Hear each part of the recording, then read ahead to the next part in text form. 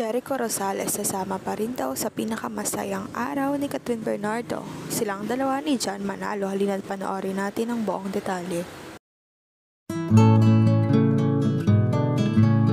Kasama nga si Jericho Rosales at John Manalo sa 28th birthday celebration ni Kathryn Bernardo sa El Nido, Palawan sa Isla Amara Resort. Nag-post nga si Kathryn kahapon kung saan shinare niya ang kanyang birthday celebration. Nag-comment naman rito si Jericho Rosales at ang sabi, "Makiki-core memory kami ni John Manalo on repeat." Ayon naman sa ibang mga celebrities, "Salamat sa napakaganda mong ngiti, Bay.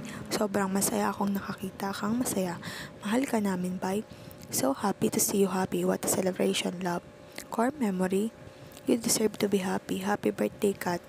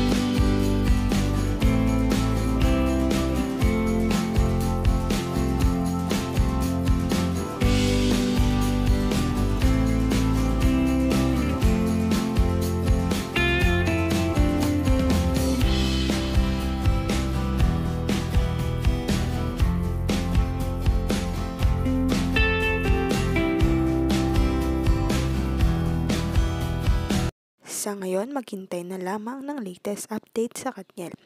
Huwag kalimutang mag-like at subscribe sa aking YouTube channel, Selyang Beats, para updated kayo sa mga balita. Maraming salamat po sa panonood.